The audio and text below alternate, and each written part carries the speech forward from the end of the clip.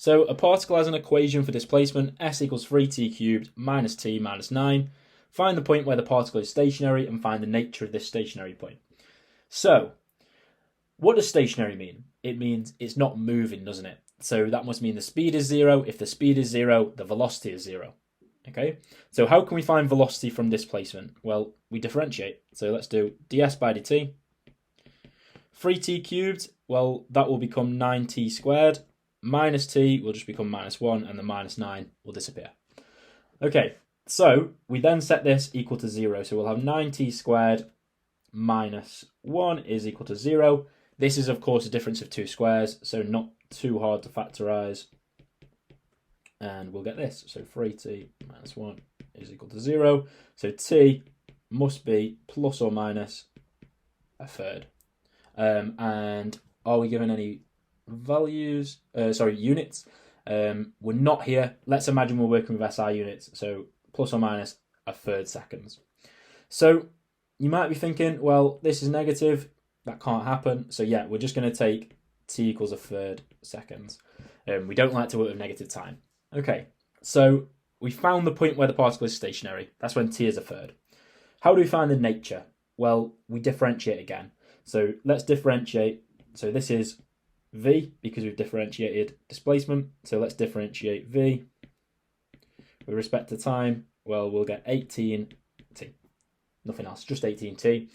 So we just need to sub in our value for t to figure out the nature. So we'll do 18 times a third. 18 times a third is 6. And this is clearly bigger than 0. So this must be a minimum. Okay, so this is a minimum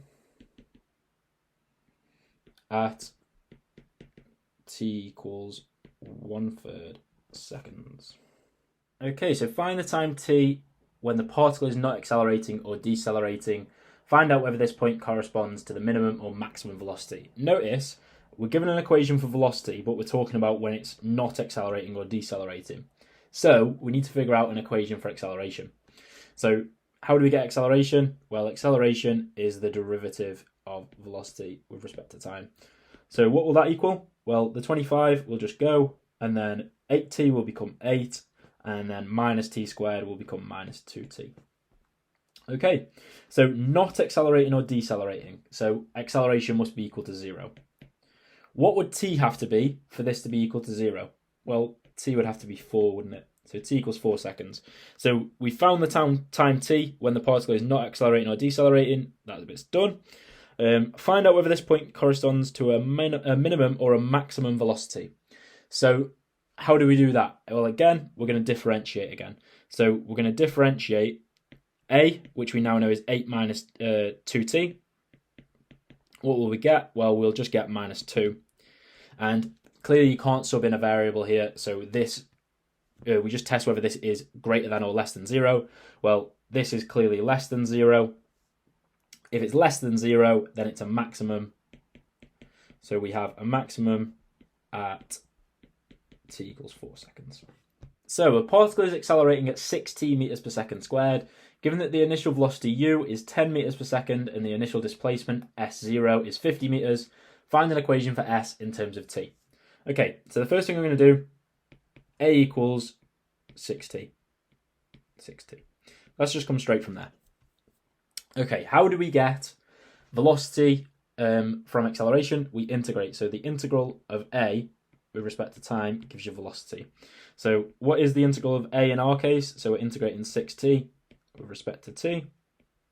And we will get, well, increase the power by 1, divide by it, we'll get 3t squared, and then don't forget your plus c. So what is plus c in this case? It's the initial velocity, which we're told. So this becomes 3t squared plus 10. Okay?